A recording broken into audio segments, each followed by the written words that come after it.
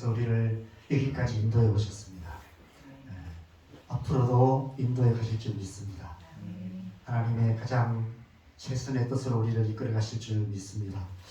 이 시간 우리가 그 하나님 앞에 우리의 삶을 더 깊이 맡겨드리는 그런 시간 되셨으면 좋겠습니다. 오늘은 더 깊은 곳으로 내려가는 길이라는 제목으로 요한복음 2장 13절에서 22절까지 말씀을 함께 보겠습니다. 요한복음 2장 13절에서 22절까지 말씀을 같이 함께 읽겠습니다. 시작.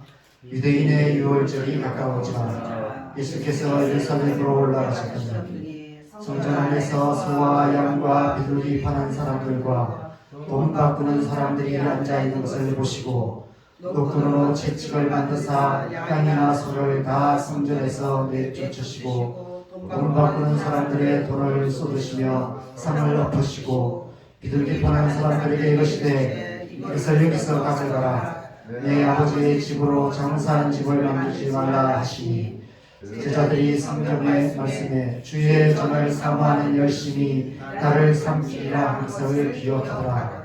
이에 이들이 대답하여 예수께 말하기를 내가 이런 일을 행하니 무슨 표적을 우리에게 보이겠느냐. 예수께서 대답하여 이르시되 너희가 이 성전을 홀라 내가 사흘 동안에 일으키리라. 이 성전은 46년 동안에 지었음을 내가 3일 동안에 일으키겠느냐 하더라. 그러나 예수는 성전된 자기 육체를 가리켜 말씀하신 것이라. 죽은 자 가운데서 살아나신 후에야 제자들이 이 말씀하신 것을 기억하고 성경과 예수께서 하신 말씀을 믿었더라. 아멘. 여러분 이 찬양 아시죠? 하나님 한 번도 나를 실망시킨 적 없으시고 언제나 공평과 은혜로 나를 지키셨네. 우리가 앞서 찬양했던 찬송가 393장처럼 신실하신 하나님을 찬양하는 그런 찬양입니다. 제목도 똑같습니다. 오 신실하신 주, 똑같은 찬양입니다. 우리 하나님은 그런 분이신 줄 믿습니다. 우리 하나님은 신실하신 분이신 줄 믿습니다. 그런데 우리는 가끔 정말 그럴까라는 의문이 들 때가 있습니다. 우리끼리만 비밀을 말하면 저도 그렇습니다. 더 큰 비밀을 말하면 저는 자주 그렇습니다. 하나님 한 번도 나를 실망시키신 적 없다고 찬양하면서도 정말 그럴까? 아닌 것 같은데 이런 생각이 들 때가 참 많습니다. 실망이란 우리가 가진 기대와 실제 현실의 차이가 클 때 느끼는 감정인 것 같습니다. 그 차이가 크면 클수록 실망감도 커지게 됩니다. 기대가 클수록 실망도 클 수밖에 없습니다. 하나님을 믿으면 만사형통할 거라고 기대했는데 우리가 살아가는 현실이 그렇지가 못합니다. 그래서 우리는 때로 스스로에게 실망하기도 하고 다른 사람들에게 실망하기도 하고 교회에 대해서 실망하기도 하고 하나님께 실망하기도 합니다. 하나님 이게 뭡니까? 라는 질문을 하게 될 때가 있습니다. 여러분은 어떠십니까? 여러분은 지금 여러분 자신에 만족하십니까? 여러분의 지금의 삶에 만족하십니까? 여러분 지금 교회에 만족하십니까? 여러분의 하나님은 언제나 여러분의 기대에 흡족하게 부응해 주시는 그런 분이십니까? 여러분의 표정이 여러 가지를 말하고 있는 것 같습니다. 예수님을 따랐던 제자들은 어땠을까요? 오늘 예수님을 따라 예루살렘으로 올라가고 있는 사도 요한의 시점에서 한번 생각해 보시면 좋을 것 같습니다. 사도 요한은 예수님의 12 제자 중에서 가장 어린 제자였던 것 같습니다. 그렇지만 가장 먼저 예수님을 따랐던 첫 번째 제자 중 한 사람이었습니다. 예수님께서 공생애를 시작하신 나이가 30세라고 얘기합니다. 그럼 아마 사도 요한은 20대 초반이나 어떤 학자는 10대 후반이다 이렇게까지 주장하는 학자도 있습니다. 참 열심 있는 청년이었던 것 같습니다. 우리 예원이가 엄마 아빠 보러 나오더니 남산교회 청년부 수련회 때문에 어제 왔습니다. 네, 우리 예원이보다 더 열심 있는 청년이었던 것 같습니다. 예수님을 만나기 전 이미 사도 요한은 세례 요한의 제자로 세례 요한을 따라다닐 만큼 열심 있는 청년이었습니다. 근데 우리가 앞서 살펴본 것처럼 세례 요한이 예수님을 보면서 보라 하나님의 어린 양이로다라는 이 말을 듣고 과감하게 그동안 따랐던 세례 요한을 이렇게 뒤돌아서 배신을 한 건 아니겠지만 어쨌든 그때부터 예수님의 제자가 되었습니다. 그러니까 예수님께서 하나님의 아들이심을 믿은 하나님의 아들 그리스도이심을 믿기 시작했던 결정적인 계기는 아마 갈릴리 가나의 혼인잔치가 아니었을까 생각됩니다. 예수님께서 물로 포도주를 만드시는 표적을 보았던 것이죠. 지지난주 본문 11절 말씀에서 사도 요한이 그 표적을 예수님께서 행하신 첫 번째 표적이라고 기록한 것은 아마 사도 요한 개인의 간증이었던 것 같습니다. 자기가 결정적으로 예수님이 하나님의 아들이심을 믿었던 그 첫 번째 표적이 바로 이 표적이다라고 그렇게 간증하고 있는 것 같습니다. 그런 지금까지 성경 말씀을 통해서 과거 역사 속에 선지자들이 행했던 수많은 기적에 대한 이야기를 수없이 들어왔었습니다. 엘리야 선지자의 이야기, 엘리사 선지자의 능력 이야기를 들으며 자랐습니다. 메시아가 오시면 그보다 더 큰 권능을 행하실 거라는 이야기를 들었고 그런 기대를 갖고 살아왔습니다. 어쩌면 그런 기대 때문에 세례 요한을 따르는 제자가 되었는지도 모릅니다. 그런데 세례 요한은 메시아의 표적을 행하지 않았습니다.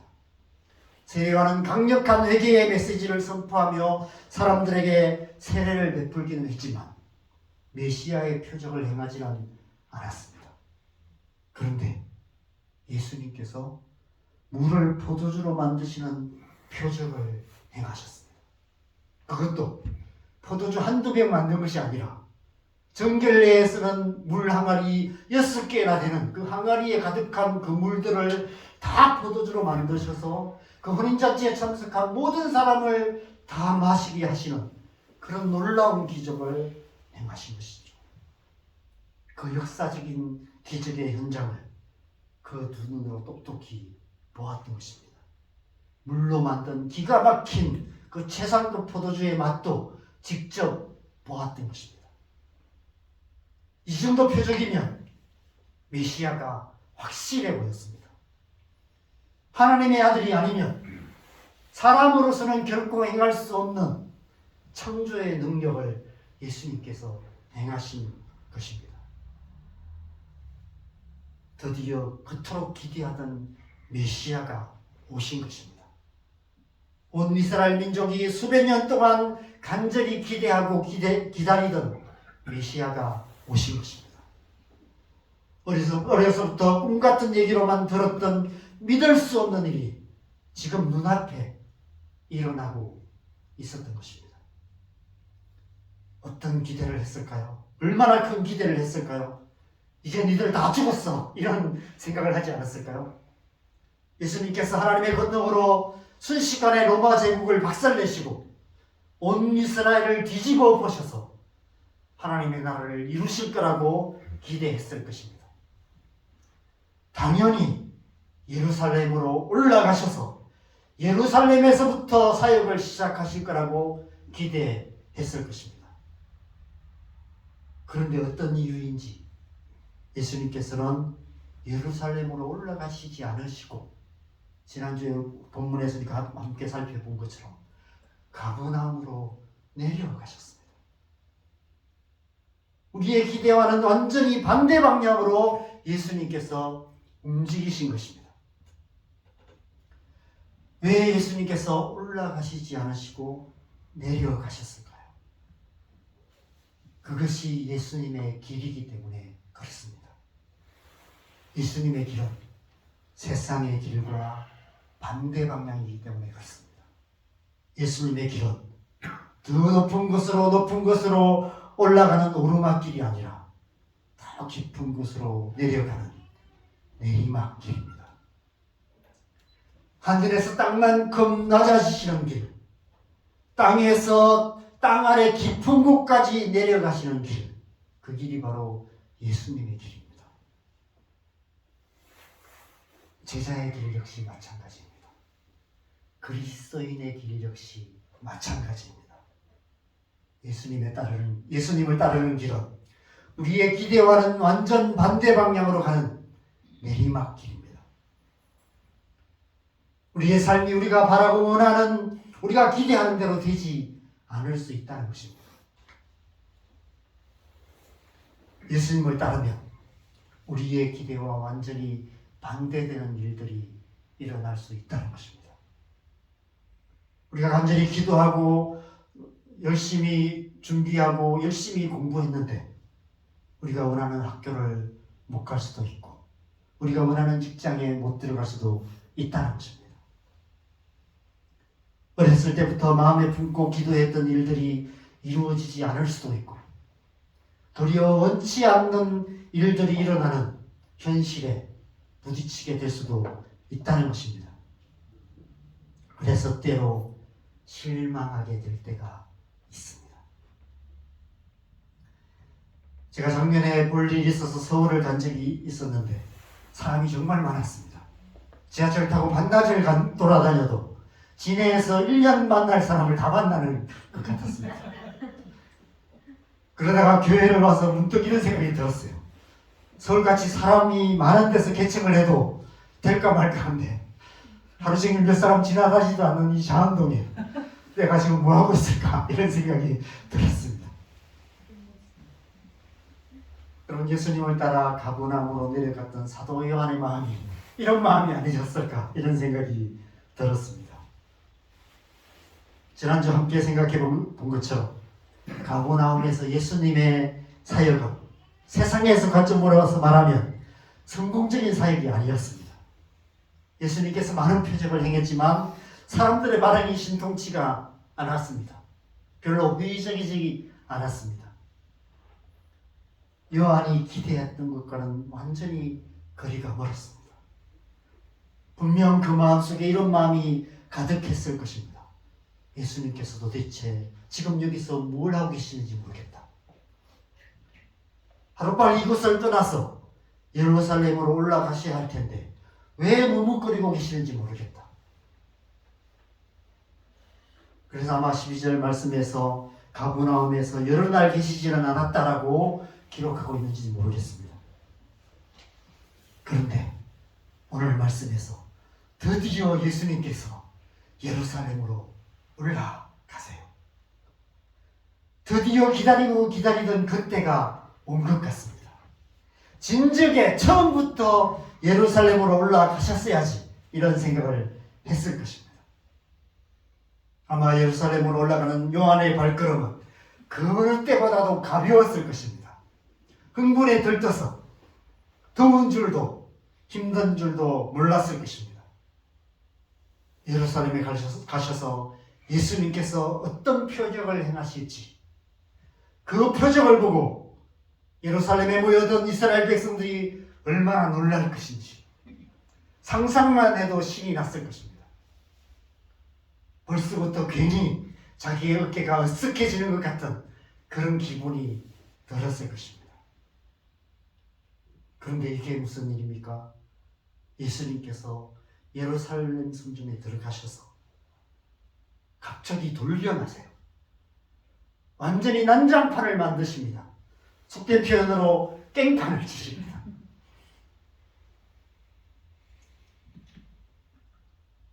성전 안에 그 소와 양과 비둘기 파는 사람들과 돈 바꾸는 사람들을 다 쫓아내시고 양과 소들을 다 쫓아내시고 비둘기 파는 자들에게 다 쫓아내시면서 내 아버지의 집으로 장사한 집을 만들지 말라라고 호통을 치십니다.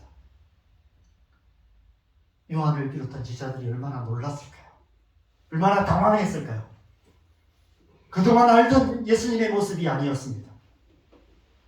우리가 흔히 뭔가에 씌었다고 표현하는데 오늘 말씀에는 이렇게 표현하고 있습니다. 주의 전을 사모하는 열심이 나를 삼키리라 한 것을 기억하더라. 주의 전을 사모하는 열심이 완전히 삼켜진 예수님의 모습을 보게 되었습니다. 결코 요한이 기대했던 상황이 아니었습니다. 여러분, 성전에서 장사하는 자들은 이미 오래전부터 관례적으로 그렇게 해왔던 것 같습니다. 당시 종교 지도자들과 이권관계로 얽혀 있었던 그런 사람들, 오늘날 정경유착 같은 그런 현실이었죠. 그들을 건드리는 것은 곧 종교 지도자들을 건드리는 것과 같은 것입니다. 그런데 예수님께서 벌집을 건드리신 거예요. 그것도 장수마을 벌집을 건드린 것과 같은 것입니다. 사도 요한을 비롯한 제자들은 숨죽이며 이 상황을 지켜볼 수밖에 없었을 것입니다. 여러분, 성전에서 장사하는 자들은 당시 사회에서 거친 사람들이었을 것입니다. 그런데 그들이 어떻게 반응했는지 18절을 보면 그죠? 이에 유대인들이 대답하여 예수께 말하기를 내가 이런 일을 행하니 무슨 표적을 우리에게 보이겠느냐 이렇게 대답합니다. 그 거친 장사치들조차도 주의 전을 사모하는 열심에 삼켜진 예수님 앞에서 크게 저항하지 못하고 쫓겨나는 그런 상황이었습니다. 이런 상황에 제자들도 아무것도 할 수가 없었을 것입니다. 나서서 예수님을 말릴 수도 없었을 것입니다. 요한복음에서는 이 사건을 예수님의 첫 유월절 사건으로 기록하고 있어요. 그런데 다른 복음서에서는 이 사건을 예수님의 마지막 유월절 사건으로 기록하고 있습니다. 마태복음 21장에 보면 예수님께서 마지막 유월절에 나귀를 타시고 예루살렘 성전에 입성하신 후에 오늘 요한복음 같은 성전에서 정화하시는 이 사건을 일으키세요. 그리고 13절에 보면 13절 말씀 같이 읽겠습니다. 시작. 그들에게 이르시되 기록된 바 내 집은 기도하는 집이라 일컬음을 받으리라 하였거늘 너희는 강도의 수고를 만드는도다 하시니라. 마지막 유월절에 이 일을 하시고 이렇게 말씀하셨습니다. 그러자 이번에는 대제사장들과 백성들의 장로들이 와서 네가 무슨 권위로 이런 일을 행하느냐, 또 누가 이 권위를 주었느냐, 이렇게 예수님께 항변을 하는 모습을 보여주고 있습니다. 여러분, 예수님께서는 3년 반 동안 공생애를 하셨어요. 예수님의 공생애가 3년 반이라고 얘기합니다. 마지막 유월절에 십자가에 못 박혀 죽으셨죠. 그러면 그슬로 올라가 보면 유월절을 4번을 보내세요. 요한복음은 첫 번째 유월절 사건을 기록하고 있습니다. 여러분, 예수님께서 성전 정화 사건을 한 번만 하셨을까요? 저는 가실 때마다 하셨을 거로 생각합니다. 매번 갈 때마다. 성전에 올라가실 때마다 그렇게 하셨던 것 같아요. 그래서 유월절마다 성전에서 장사하는 사람들이 대제사장들과 장로들에게 민원을 넣었을 것입니다. 이번에도 또 예수라는 사람이 올라와서 깽판을 칠 것 같아. 좀 막아달라. 이런 민원을 넣지 않았을까. 이런 생각이 듭니다. 요한복음은 그 첫 번째 유월절의 성전 정화 사건을 기록하고 있고 다른 복음서들은 마지막 성전 정화 사건을 기록하고 있는 것 같습니다. 사도 요한이 이 첫 번째 성전 정화 사건을 기록한 이유는 그 개인적으로 이 사건이 너무 충격적인 사건이었기 때문에 그렇게 기록한 것 같습니다. 예수님께서 예루살렘 성전에 들어가셔서 큰 기적을 행하심으로 구름같이 사람들이 모여들 것을 기대했는데 갑자기 돌변해 버리신 예수님과 살기등등한 작사꾼들의 그 눈빛 사이에서 어찌할 바를 몰라서 쩔쩔매고 있었던 자기 자신과 다른 제자들의 모습을 생각하면서 그 기억이 너무 생생했기 때문에 이 사건을 기록하고 있는 것 같습니다. 아마 크게 실망했던 사건입니다. 큰 기대를 했었는데 완전히 그 기대가 깨지는 그런 사건이 일어난 것입니다. 그럼 도대체 예수님께서 왜 이러시는 것일까요? 왜 일을 이렇게 어렵게 만드시는 것일까요? 좀 더 지혜롭게 전략적으로 사역을 하실 수도 있으셨을 것입니다. 성전에 올라가셔서 먼저 많은 사람들 앞에서 병든 자를 고치시고 죽은 자를 살리시고 귀신을 쫓아내시는 그런 사역을 하시고, 그러면 자연스럽게 모든 백성들이 예수님께서 메시아라는 사실을 믿게 될 것입니다. 그러면 이렇게 난장판을 만드시지 않으셔도 말씀 몇 마디만으로도 성전에서 장사하는 문제점은 쉽게 해결할 수 있으셨을 것입니다. 그런데 예수님께서 너무 비효율적인 방식으로 일을 하시는 것입니다. 여러분 기억하시기 바랍니다. 우리가 예수님을 따르는 제자의 삶을 살려면 이런 예수님의 모습에 익숙해져야 합니다. 우리의 기대와 완전 반대 방향으로 움직이시는 예수님의 삶의 방향성에 익숙해져야만 하고, 우리의 기대와 다르게 일하심으로 우리를 당황하게 만드시는 예수님의 방식에 익숙해져야만 합니다. 솔직히 까놓고 말해서 이렇게 말하는 저도 아직까지 익숙하지 않습니다. 제가 지금까지 만 30년을 사역자로 살았는데 아직도 예수님께서 일하시는 방식이 당황스럽기만 할 때가 많습니다. 지나온 삶에서도 그랬지만 지금 저의 삶에서도 제가 기대했던 것과 너무 다르게 인도하셔서 계속해서 이런 질문을 할 수밖에 없습니다. 주님 도대체 제 삶 속에 뭘 하고 계십니까? 주님께서 원하시는 것이 무엇입니까? 이런 질문을 할 수밖에 없습니다. 여러분, 예수님께서는 도대체 무엇을 하시려고 예루살렘으로 올라가셨을까요? 원래는 다른 계획을 갖고 가셨다가 성전에서 장사하는 모습을 보고 너무 흥분하셔서 감정 조절에 실패하셔서 일을 그르치신 것일까요? 제가 오래전에 읽었던 어떤 책에서 예수님의 이런 모습들을 가지고 예수님은 분노 조절 장애가 있었다, 이런 성격 장애자였다, 이런 얘기를 이렇게 쓴 글을 제가 읽어본 적이 있습니다. 무화과를 열매 맺지 못한다고 무화과를 저주해서 말라 죽게 만드시고 성전에 가서 상을 둘러 엎으시고 이런 모습을 그렇게 그런 글을 쓴 책을 제가 읽어본 적이 있습니다. 그 다음 절에 답이 있습니다. 네가 메시아라는 표적을 보이라라는 요구에 예수님께서 도무지 이해할 수 없는 대답을 하십니다. 우리 19절과 21절 두 절을 같이 읽겠습니다. 19절, 21절 같이 읽겠습니다. 시작. 예수께서 대답하여 이르시되 너희가 이 성전을 헐라 내가 사흘 동안에 일으키리라. 그러나 예수는 성전된 자기 육체를 가리켜 말씀하신 것이라. 예수님께서 예루살렘으로 올라가신 목적이 바로 이것입니다. 바로 이 말씀을 선포하시기 위해서였습니다. 바로 이 일을 준비하시기 위해서였습니다. 그들은 예수님께서 지금 무슨 말씀을 하시는지 아무도 이해할 수 없었습니다. 제자들 역시 마찬가지였습니다.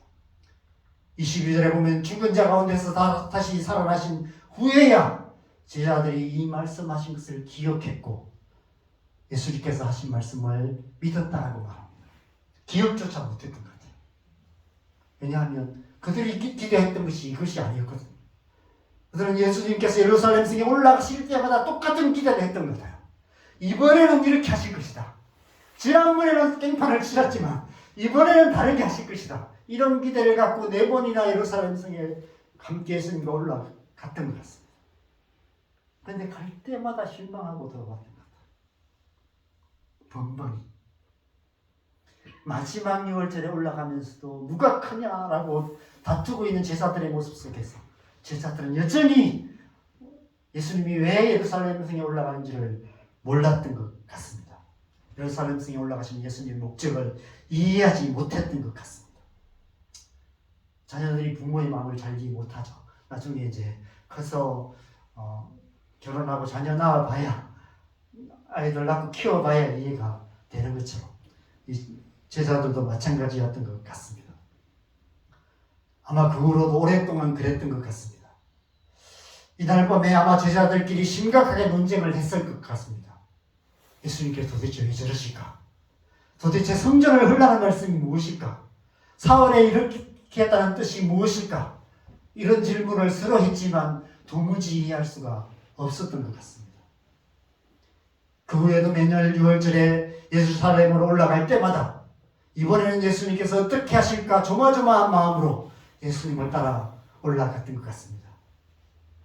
그러나 예수님께서 죽음에서 부활하신 후에 성령의 세례를 받고 난 후에야 비로소 그들은 이 사건의 의미가 무엇인지, 이 말씀의 의미가 무엇인지를 깨닫게 된 것입니다. 예수님께서 왜 예루살렘 성으로 올라가셨는지를 이해하게 되었던 것입니다. 사도 요한이 이 예수님의 첫 번째 성전 정화 사건을 의미 있게 기록하고 있는 이유가 바로 그 때문입니다. 예수님께서 첫 번째 6월절에 이 예루살렘으로 올라가실 때 이미 이때부터 십자가를 향하고 계셨다는 사실을 뒤늦게 깨닫게 된 것입니다. 예수님께서는 처음부터 더 깊은 곳으로 내려가고 계셨던 것입니다. 요한은 예수님을 따라 예루살렘 성으로 올라갈 때까지만 해도 예수님께서 방향을 바꾸신 줄 알았을 것입니다.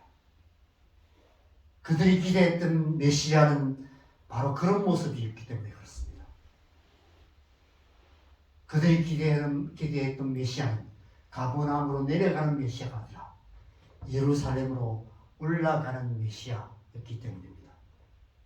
그래서 예루살렘으로 올라가셔서 큰 표적과 기사를 행하심으로 세상의 모든 권세들을 잠잠하게 하시고 순식간에 하나님의 나라를 완성하셔서 가장 높은 곳에 앉으시는 메시아, 그 메시아의 좌우편에 자신들도 올라가 앉을 거라는 그런 기대를 했던 것입니다.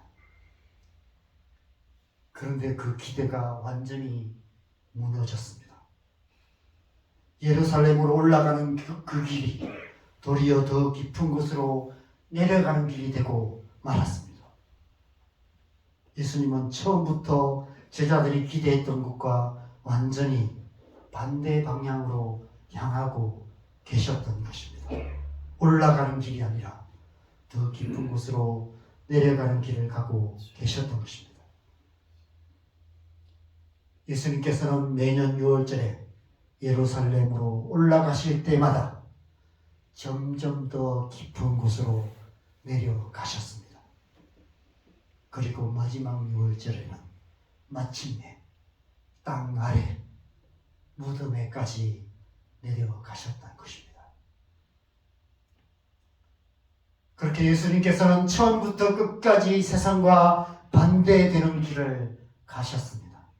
내려가는 길, 낮아지는 길, 십자가의 길을 가셨고 그 길로 제자들을 인도해 가셨던 것입니다.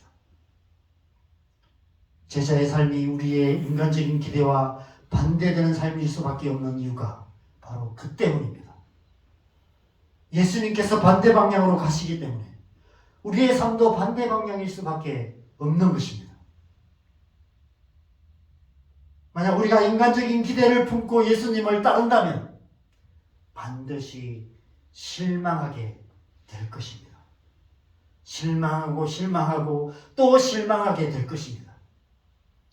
하나님 한 번도 나를 실망시킨 적 없으시다는 이 찬양의 가사를 바꿔야 될 것입니다. 하나님 번번이 나를 실망시키기만 하시고 이런 가사로 바꿔야 할 것입니다.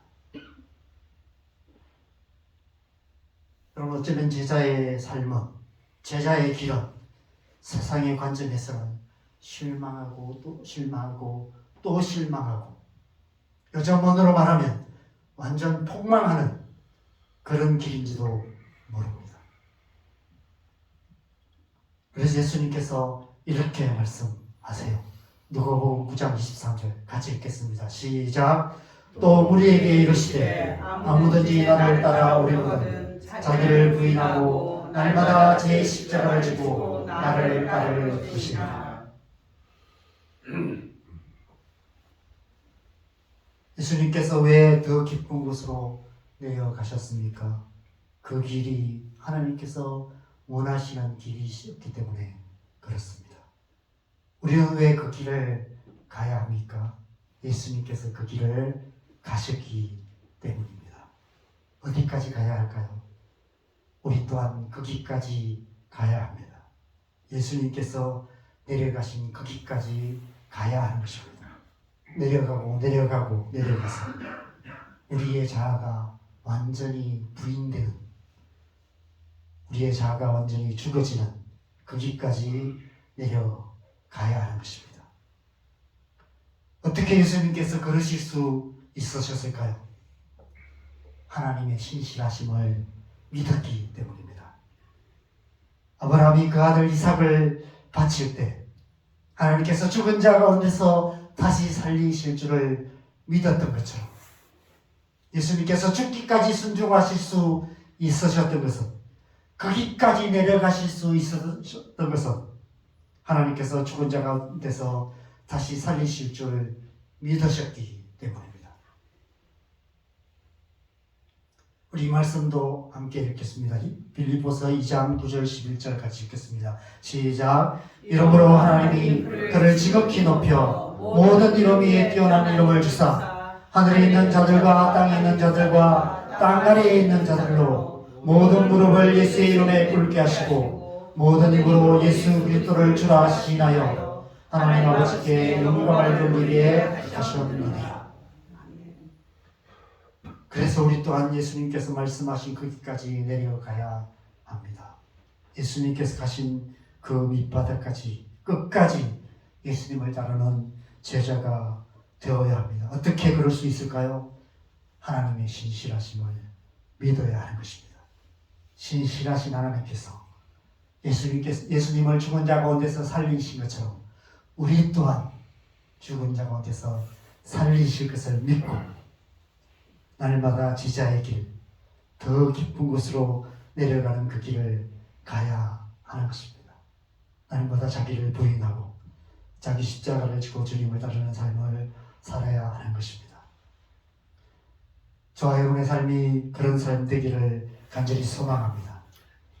이 한 주간도 신실하신 하나님을 믿음으로 더 깊은 곳으로 내려가는 그 길을 묵묵히 걸어가는 저와 여러분 되시기를 주님의 이름으로 간절히 축원합니다. 함께 찬양하겠습니다. 오늘 함께 찬양할 텐데 우리 오신실하신 주 이 찬양을 함께